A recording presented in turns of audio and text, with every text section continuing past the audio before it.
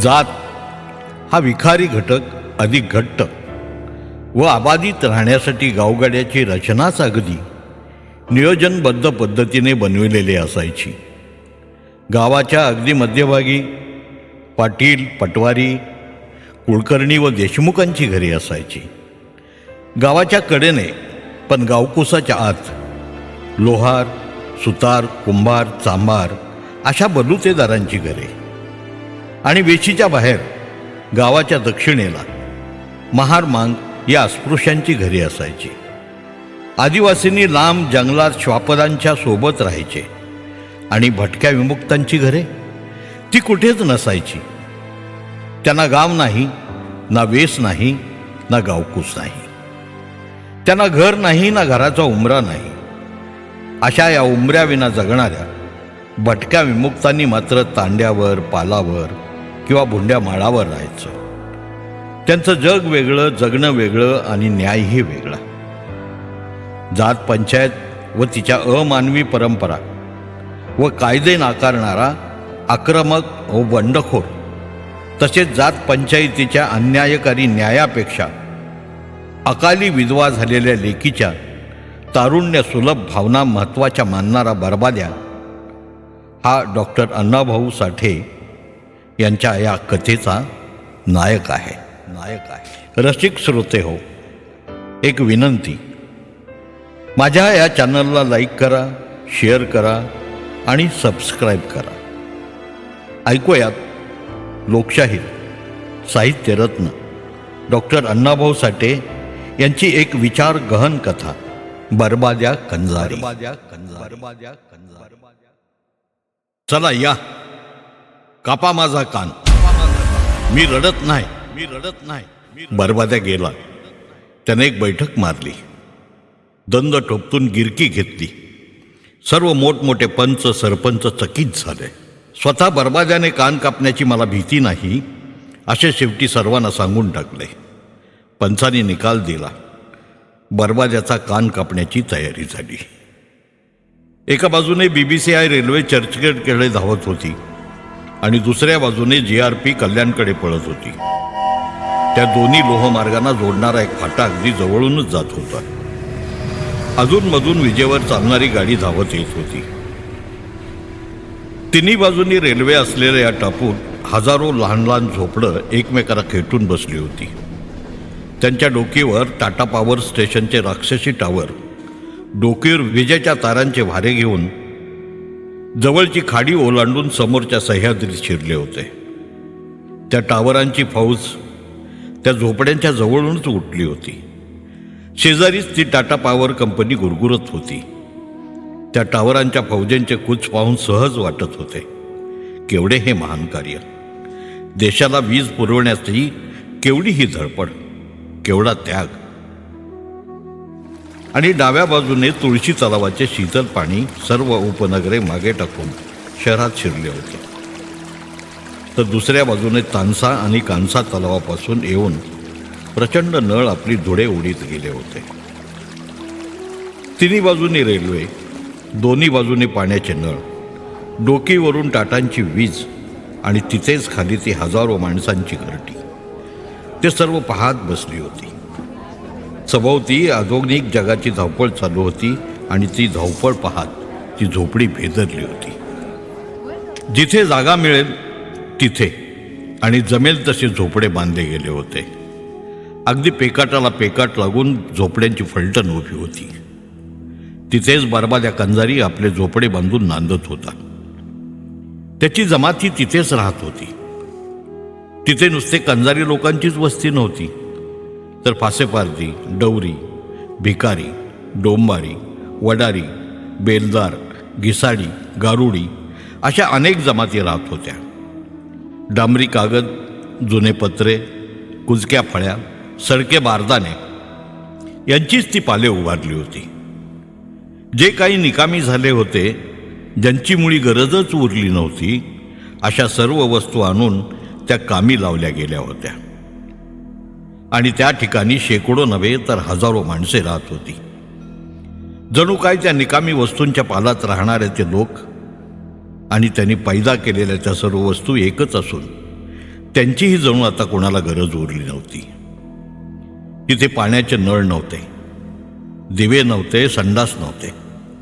तिथे होते ते फक्त दारिद्र्य, अंधार, क्रूरता, भेसूर अज्ञान आणि दुष्ट दुर्गंधी.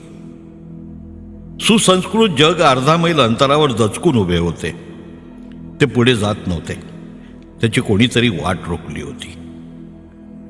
तिथे राहणाऱ्या कोणाही माणसाला या जगात कामगार म्हणून जगण्याचा मान मिळत नव्हता. कोणी आपल्या मनगटाच्या जोरावर जगत नव्हता, मात्र तसे जगण्याची शिकस्त करीत होता. जो मार्ग दिसेल त्या मार्गाने आपल्या जीवनाची गाडी हाकणे त्यांना भाग होते.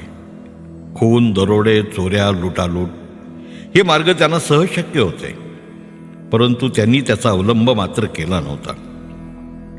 त्यांनी आपल्या जगण्याची जबाबदारी प्रचलित राजकर्त्यावर मुळीच टाकली नव्हती. त्या लोकांपैकी कैकांना पोसण्याची जबाबदारी माकडावर येऊन पडली होती. जरी तोच एवढा एक इमानी प्राणी होता, म्हणून तो त्यांच्यात राहत होता. त्यांच्यासाठी उड्या मारित होता, आपले नकटे नाक उडवून भीक मागत होता. तो रामकालीन लंकेवर चढाई करणारा जीव दारोदार फिरून आपल्या धन्याला जगवत होता. काहीने आपले पोट गाढवावर लादले होते. तो सर्वांच्या दृष्टीने बेअकली गाढव धन्यासाठी पडेल ते ओझे वाहून नेत होता, राबत होता आणि आपल्या मालकाचे पोट भरीत होता. त्या एका गाढवाला राखण्यासाठी त्या बेलदाराची 3 पोरं जीव टाकीत होती. कोणी शिंदीची पाने आणून झाडू करून मुंबापुरीची घाण काढीत होती. कोणी जुना कात्या आणून त्याला पिंजून त्याची चराटे वळून विकीत होते. कोणी लाकडे आणून त्याच्या खाटा तयार करीत होते. परंतु एवढे करूनही त्यांचे पोट भरत नव्हते. सागरात चिमूटभर साखर टाकण्यासारखे होते ते.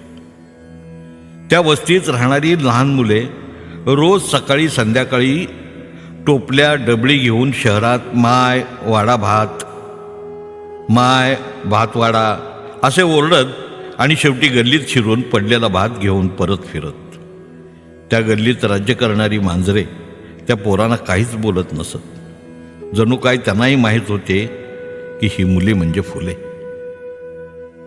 काही लोक दिवसभर त्या विशाल मुंबईत फिरून जे काही सापडेल ते आणून आपल्या पोटात ठाशीत. कोणी सडकी भाजी, पडका भात, मेलेली बदके, कोंबडी, टाकून दिलेली अंडी आणीत होते. जणू काय त्यांना सजीव असे काही नकोच होते. सर्व निर्जीव त्यांना आवडत होते, किंवा ते लोक स्वतः निर्जीव होते. परंतु ते गात होते, बोलत होते, चालत होते, जगण्याची धडपड करत होते, प्रामाणिकपणे जगत होते. बर्बाद्याही त्यांच्यातच राहत होता. तो पोटासाठी कानमळ काढण्याचे काम करीत होता. येणाऱ्या जाणाऱ्याचा कान मटकन पकडून 2 पैशासाठी त्याच्या कानात काटूक घालून उगीच ठोकरत बसत होता. परंतु इमानाने, बेईमानाने नव्हे. बर्बाद्याची उंची 6 फूट होती. धिप्पाड देह, काळासावळा रंग, रुंद गर्दन, लांब पण शेवटी पसरट झालेले नाक, गुबगुबीत गाल, मोठे डोळे, दाट भोवया आणि वळसडीप्रमाणे लोंबणाऱ्या मिशा याही त्याच्या देहाला साजेशाच होत्या. गालफाडात धरलेले काळाकांडी पान, त्यामुळे ते मिशाचे शेंडे लाल झाले होते. किंजाळात पवीळ पकडण्याप्रमाणे मिशात पानाचा चोथा अडकलेला असे. शिवाय मोठेच्या मोठे पागोटे, गुडघ्यापर्यंत लांब पैरण, खाली 2 पदरी धोतराची लुंगी, पायात रबरी बूट असा बर्बाद्याचा थाट असे. त्याला सारे लोक विचकून असत. तो सदा बाह्यावर करून फिरत असे. त्याच्या मनगटाचे केस दुरून दिसत असत. कानात हिना अत्तराचा फाया खोवून दिलेल्या दुरूनही दिसे. एखाद्या मास्तराने आपला टाक कानावर ठेवावा तशी एक लोखंडी सळी त्याच्या कानावर ठेवून दिलेली असे. त्या सळीने तो गिरायकाचे कान टोकरी. गळ्यात एक लहानशी चांबड्याची पेटी, तिलाही रिंगे भिंगे जडलेली. त्या पेटीत एक चिमटा, थोडासा कापूस, लहानशी तेलाची वाटली. असा तो बर्बाद्या लोकांचे कान टोकरून आपले आणि आपल्या 2 मुली, निल्ली नि दुल्ली यांचे व बायकोचे अशी 4 पोटे भरीत होता. त्याची बायको व 2 पोरी ह्याही काही बसून नसतात. जुना कात्या आणून त्याचा वाघ करून चऱ्हाटे वळून विकीत. त्यामुळे बरबाद्या पोटाला पोटभर खाऊन रुबाबात राहत होता. शरीराने धिप्पाड, डोके फिरू, शिवराळ म्हणून लोक त्याला भीत होते. गडी माणसे हटकून त्याला रामराम करीत. बरबाद्या कोणाचे ऐकत नसे. जर त्याचे डोके फिरले आणि त्याने आपली काठी काढली तर सारी वस्ती गरबगडीत होत असे. त्याच्या एकाच दणक्यात जुन्या कागदाची पाले क्षणात साष्टांग नमस्कार करायची आणि पालाचा मालक हात जोडून शरणायचा. बरबाद्याची निल्ली नुकतीच वयात आली होती. ती तोंडात पानाचा विळा घेऊन मान खाली घालून इकडून तिकडे जायची. अगदी बेपर्वा चालायची.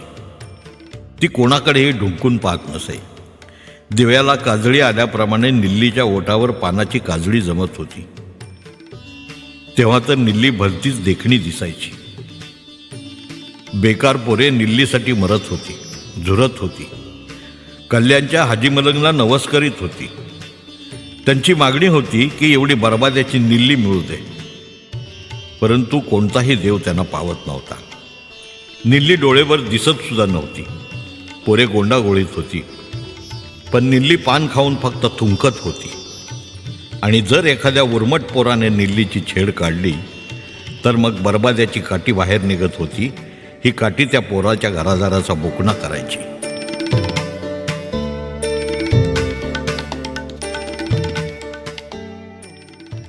एकदा दुपार झाली होती. सर्व लोक आपल्या पोटाच्या पाठी निघून गेले होते. कोणी येत होते, येऊन दगदगत होते. बायका चराटे ओळीत होत्या. म्हातारी माणसे खोपट्याची राखण करीत होती. लहान पोरे आई वडील येण्यापूर्वी विड्याची तलप भागवून घेत होती. कोणी छापाकाटा खेळत होती. कुणी शिव्या देण्याचा सपाटा चालवित होते. सारी वस्ती भकास दिसत होती. तिच्यावर उन्हाच्या झळा घोटाळत होत्या. जणू ती वस्ती गरम निश्वासच टाकत होती. मेलेल्या कोंबड्याच्या बदकाच्या पंखाचे ढीक वारा विस्कटीत होता. पालांची पाखी लटलटत होती. लहानशी वाऱ्याची झुळूक त्यांना कापरे भरवीत होती. दारातले डबे उन्हाने तापले होते. जागोजाग असलेले राखेचे ढीक उठून उभे राहत होते. एखाद्या घडीत वाघ पडावा तसा बरबाद्या पालात पडला होता. त्याची बायको चहा करीत होती. निल्लीनी दुल्ली तिच्या बाजूला बसल्या होत्या. काय बरबाद्या, काय करतो? बरबाद्याचा शेजारी दल्लाराम उघडा बोपडाच दारात आला. त्याने वाकून विचारतात बरबाद्या गुरकला. काय र, काय म्हणतोस? अरे अरे काय, बोल ना. आणि असा बाहेर का खडा? आत ये ना. बरबाद्या पडूनच म्हणाला. दल्लाराम आत आला. जवळ बसत गंभीर चेहरा करून म्हणाला, तुझी निल्ली माझ्या सैद्याला देतो. काय देणार? तूच बोल, काय घेणार? दल्लाराम म्हणाला, हे 5 100 आणि बस बस.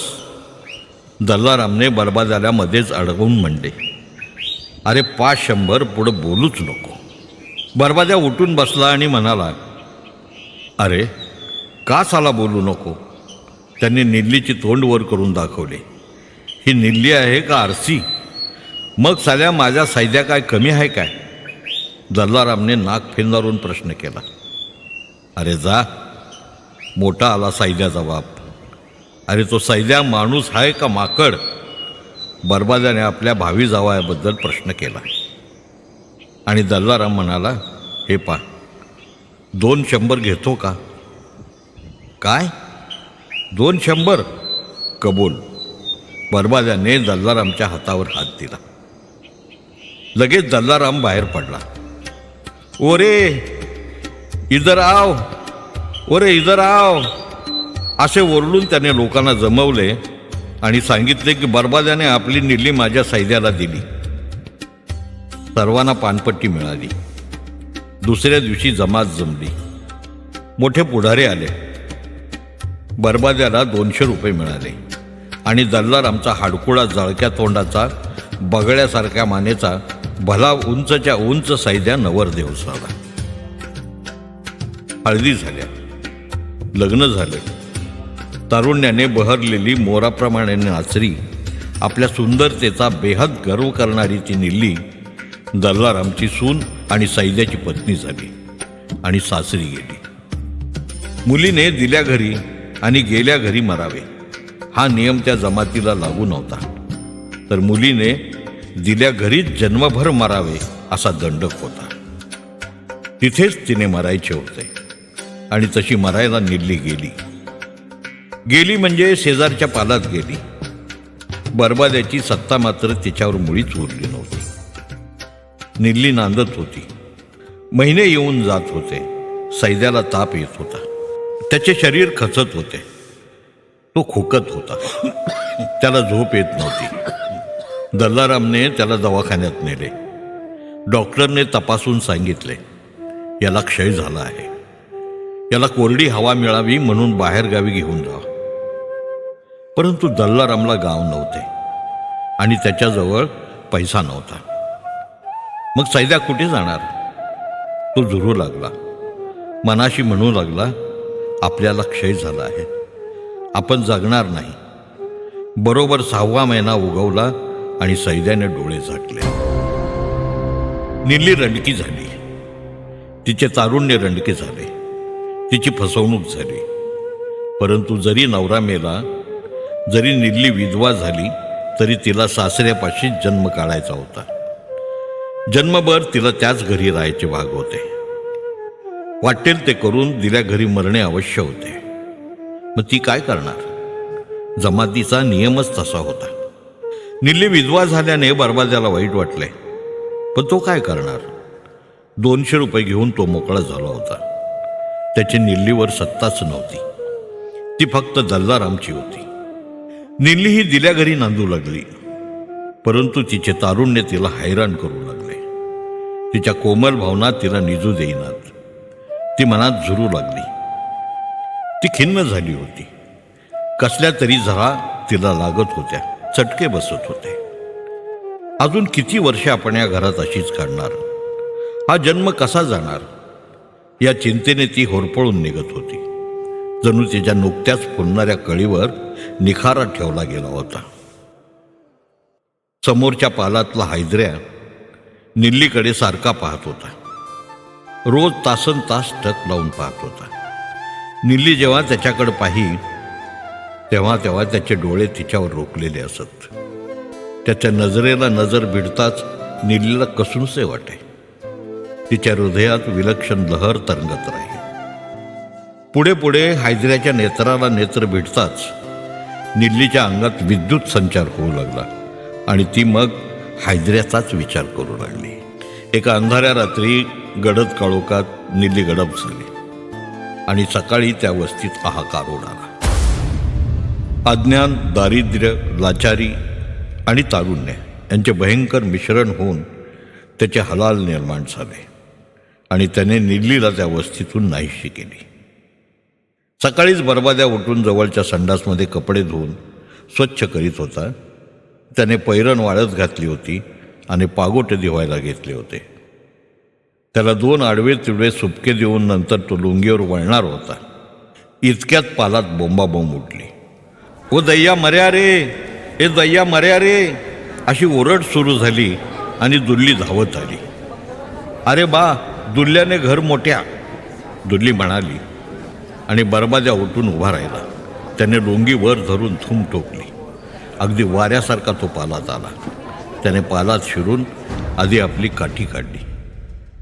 त्याचे पाल खरेच पेचकटू पडले होते. बरबाद्याने दल्लारामकडे डोळे फाडून पाहिले. काही विचारले नाही. सरळ काठी फिरवली आणि हाणामारीला सुरुवात केली. दुसऱ्या झपाट्यात दल्लारामचा देह धरणीला पडला. सर्वत्र बोंब उसळली. दल्लाचे भाऊबंद उठले. त्यांनीही काट्या काढल्या आणि ते बरबाद्यावर तुटून पडले. 20-25 लोकांना एकटा बरबाद्या पोचला आणि एकेका दणक्यात एक एक गडी खाली पडू लागला. एक कडाका पालात मारून त्याने कंबरडे मोडू लागला. तुडवू लागला, ओरडू लागला. त्याच्या 4ही बाजूनी मारा होत होता. दुर्ली रडत होती. तिची आई बोंबलत होती. बरबाद्या ज्याला खाली पाडील त्याची माणसे बोंबलत होती. बोंबेत सारखी भर पडत होती. शेवटी चहूबाजूने मारा होऊन बरबाद्या दमून रक्तबंबाळ होऊन खाली पडला. मारामारी बंद झाली, पण रडारडी चालूच होती. बरबाद्याची बायको मर्या रे दया, मर्या रे दया अशी ओरडत होती. संध्याकाळ झाली.